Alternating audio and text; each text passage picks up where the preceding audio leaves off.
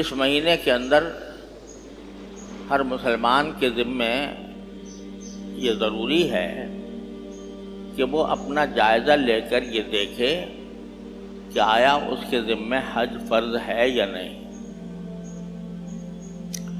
اگر فرض ہے تو پھر اس کی ادائیگی کے لیے اپنی تمام تر کوشش صرف کرنا بھی انسان کے ذمے لازم ہے۔ فرض کس پر ہوتا ہے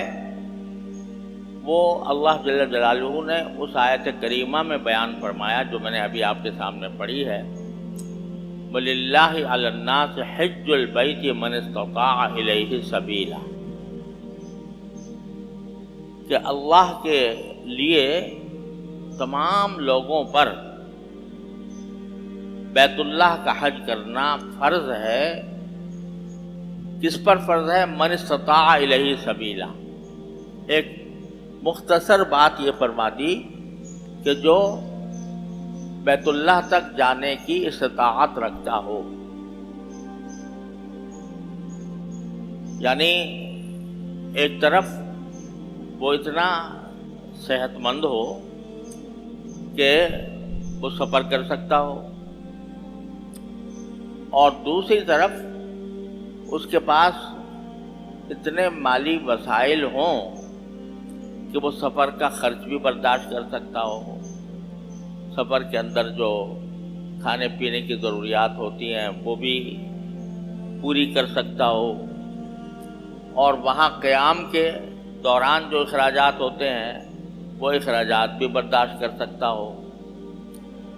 اور اس پر یہ بھی اضافہ ہے کہ وہ اتنے پیسے اس کے پاس ہوں کہ جتنے دن وہ حج پر رہے گا اتنے دن اس کے اہل و عیال کا جو خرچہ اس کے ذمہ میں فرض ہے وہ بھی وہ ادا کر سکے۔ یعنی اللہ تبارک و تعالیٰ نے ایک طرف اس کو فریضہ قرار دیا اور دوسری طرف دوسرے حقوق کو نظر انداز نہیں فرمایا کہ بھئی زبردستی آدمی مشقت اٹھا کر پیدل جائے،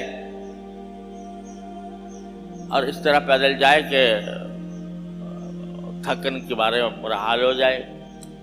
تو قرآن نے اعلان کیا ہے کہ لا یکلف اللہ نفسا الا وسعها، اللہ تعالیٰ کسی بھی انسان کو اس کی وسعت سے زیادہ مکلف نہیں کرتا، لہذا فرمایا کہ اتنے سفر کے اخراجات موجود ہوں، سواری کے، جس سواری پر سوار ہو کر جا رہا ہے۔ پہلے سفر اونٹوں پر گھوڑوں پر ہوتے تھے تو یہ کہا جاتا تھا کہ بھئی کسی کے پاس اونٹ یا گھوڑے موجود ہوں یا کم از کم کرائے پر لے کر وہ جا سکے، اور آج کل جو سواریاں ہیں وہ خشکی کے راستے سے بھی اگر ممکن ہو، اس کا اگر سفر ممکن ہو اور اتنے اخراجات موجود ہوں تو بھی حج فرض ہو جائے گا۔ دوسرے پانی کے جہاز سے اگر کہیں میسر ہے، پہلے زمانے میں پانی کے جہاز سے لوگ سفر میں جایا کرتے تھے، اب وہ سلسلہ ہمارے ہاں ختم ہو گیا۔ ہوائی جہاز سے جانا ہو تو ہوائی جہاز کا اخراجات موجود ہوں۔ اب ہمارے ہاں ملکوں کے اندر، ہمارے ملک میں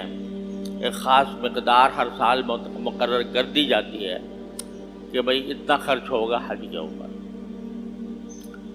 تو جس شخص کے پاس اتنا خرچہ موجود ہو تو اس کے ذمہ حج فرض ہو جاتا ہے، اور اتنا خرچہ موجود ہونے کا مطلب بھی سمجھ لیجئے۔ اتنا خرچہ موجود ہونے کا مطلب صرف یہ نہیں ہے کہ اس کے پاس نقد ہو اتنے پیسے، بلکہ اس میں یہ بات بھی داخل ہے کہ اگر کسی شخص کے پاس زیور ہے،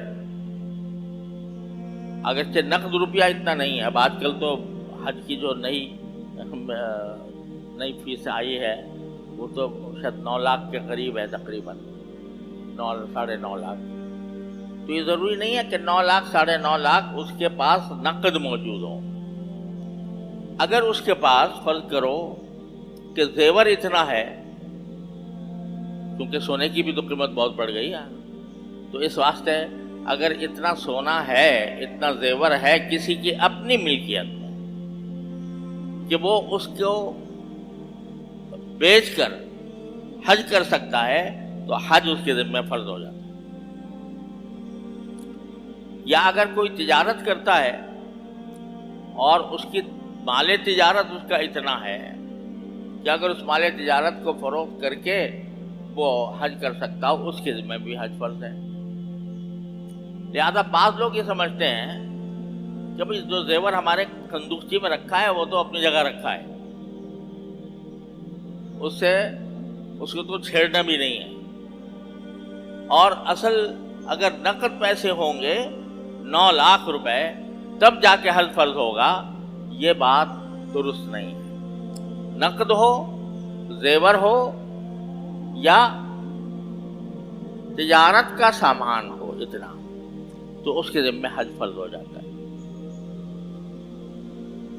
البتہ شریعت نے یہ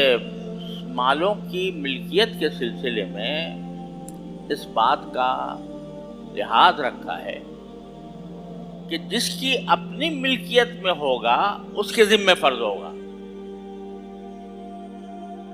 فرض کرو کہ زیور جو ہے وہ اگر شوہر کی ملکیت میں ہے تو شوہر کے ذمہ فرض ہوگا، اور اگر بیوی کی ملکیت میں ہے تو بیوی کی ملکیت بیوی پر فرض ہوگا، بشرطے کہ بیوی کسی اپنے محرم کے ساتھ جا سکتی ہو۔ تو بعض لوگ یہ سمجھتے ہیں کہ بھئی زیور جو ہے تو اپنی ملکیت میں ہے، لیکن دے رکھا ہے بیوی کو پہننے کے لیے۔ اب یہ سمجھتے ہیں بھئی یہ تو بیوی کا ہے تو اس کے اوپر میرا کوئی یہ میرے اس کی وجہ سے مجھ پر حج فرض نہیں ہوگا، تو یہ خیال غلط ہے۔ جس کی ملکیت میں ہے اس کے ذمہ فرض ہے، جس کی ملکیت میں نہیں ہے اس کے ذمہ فرض نہیں ہے، اللہ تعالیٰ نے فرض نہیں کیا۔